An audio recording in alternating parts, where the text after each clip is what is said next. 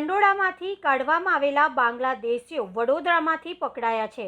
વડોદરાના પાદરામાંથી 30 બાંગ્લાદેશી મળી આવ્યા। જમ્મુ કાશ્મીરમાં થયેલા આતંકી હુમલા બાદ ચંડોળામાં મેગા ડિમોલેશનની કામગીરી હાથ ધરાઈ છે। ચંડોળામાં રહેતા બાંગ્લાદેશી ઘૂસણખોરોને હાંકી કાઢવામાં આવ્યા હતા। આજે 3 દિવસની કામગીરી દરમિયાન અમદાવાદના પીરાણા ખાતે રહેતા લોકોએ આરોપ લગાવ્યો હતો કે ચંડોળામાંથી કાઢવામાં આવેલા લોકો પીરાણાના ગણેશનગરમાં એકત્રિત થયા છે। હવે વધુ એક ઘટના સામે આવી છે કે ચંડોળામાંથી ભાગી ગયેલા લોકો વડોદરામાંથી ઝડપાયા છે।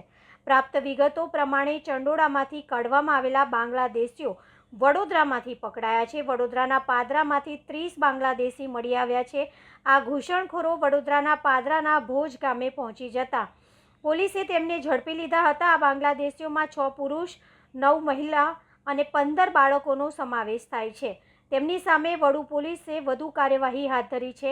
ચંડોળામાં ડિમોલેશન હાથ ધરાયા બાદ ત્યાં રહેતા બાંગ્લાદેશી રાજ્યની અલગ અલગ જગ્યાએ પહોંચી ગયા હતા। હવે ધીમે ધીમે તે પકડાઈ રહ્યા છે। આજે અમદાવાદના પીરાણા ખાતેના ગણેશનગરમાં રહેતા લોકોએ આરોપ લગાવ્યો હતો કે ચંડોળાથી કાઢવામાં આવેલા લોકો અહીં એકત્રિત થયા છે। રાતના સમયે રિક્ષા અને ટેમ્પો ભરીને લોકો અહીં આવી રહ્યા છે। તેમના કારણે અમારું પાણી બંધ થઈ ગયું છે।